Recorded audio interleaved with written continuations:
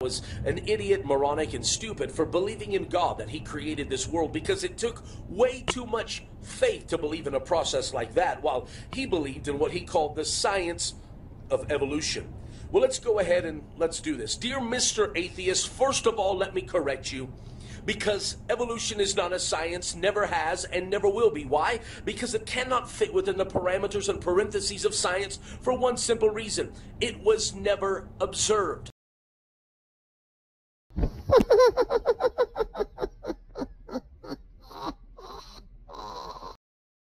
Oh yeah, this guy's toast. That's why it's not science. That's why it's called the theory of evolution. One man's theory.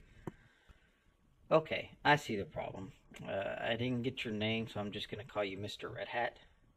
So far, you've shown that you are ignorant of the mountains of observed evidence regarding evolution. You've also demonstrated a complete ignorance of what a scientific theory is. It is not a guess. Evolution is not just some guy's guess on the diversity of life. A scientific theory is a well-substantiated explanation of some aspect of the natural world that is acquired through the scientific method and repeatedly confirmed through observation and experimentation. What this means is that evolution has been put on a scientific trial, so to speak. That people much smarter than you, Mr. Red Hat, have in fact tested it, observed it, experimented with it, and now use it to make accurate predictions such as where certain fossils could and would be found. And you know what? They've actually been right. To tackle your never been observed statement, this is just false. It has been observed many, many times. Not only in these fossil records, but in the anolis lizard, three-toed skink, peppered moth, yeast, and don't forget about Darwin's finches. Now, let me show you how much faith it really takes to believe in evolution. You want me to believe that in some accidental cosmic bang, that out of that was created one cell, and from that one cell that all life springs, every plant, every animal, every single human being, and that somewhere along the way over years and years we mysteriously and magically all develop different wills, and we all develop different characteristics and traits, all because we willed it in our... I mean, you really think that everything came from one single cell? How much faith does that take? Now, I realize that you say that evolution is in science. How many times do we have to say this? How many times must it be explained that evolution has absolutely nothing to do with the origins of the universe or the origins of life? The origins of the universe are cosmology, and the origins of life are unknown but not without research. We never claim to know how life started. Evolution is simply the explanation, the true and accurate explanation on the diversity of life. And yet, if we go back to science, the one thing that science demands, maybe you've heard of something called the law of thermodynamics, which means that chaos can never produce order. Look at the world that we live in. The sun goes up, the moon comes out, we travel around the sun, we have years, we have days, we have seasons. The tide comes in and out. Everything works like a clock. It has order. Okay, I'm going to assume you meant the second law of thermodynamics, which again has been countlessly explained to apply to a closed system. We live in an open system.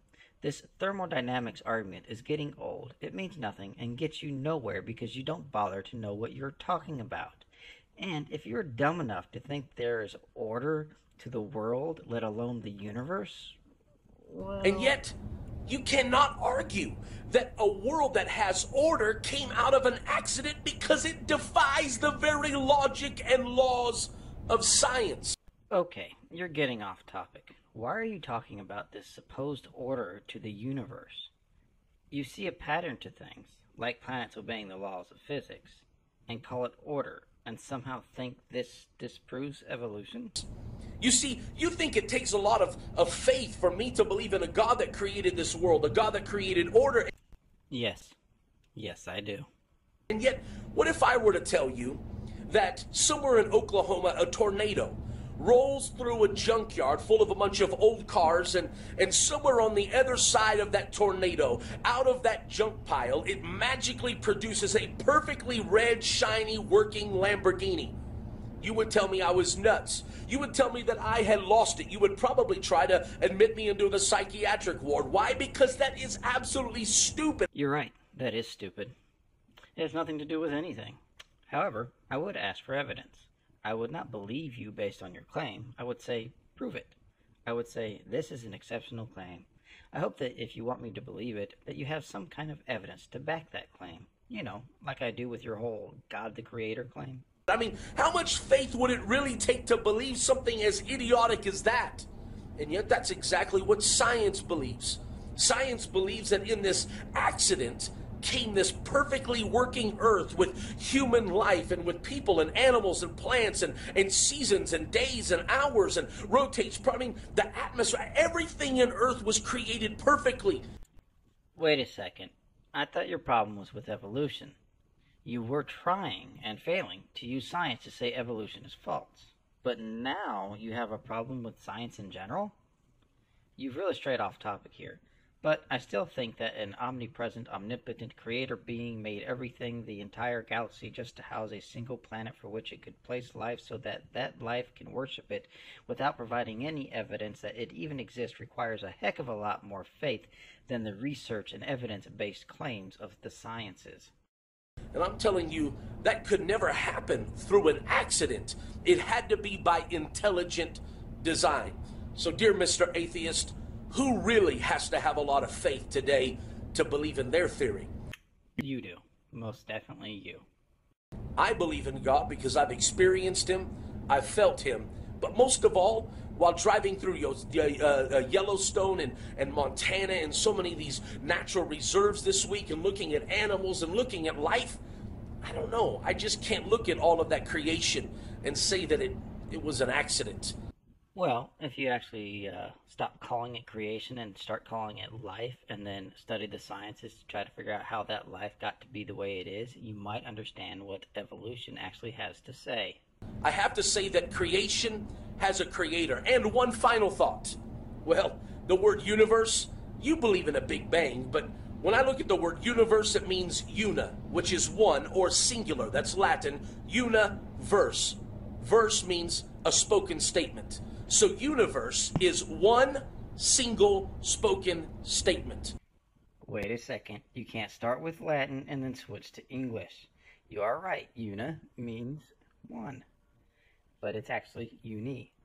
But verse comes from versus, which is Latin for turned, the past tense of vertere, which is Latin for the present infinite of verto, or verto, which simply means turn.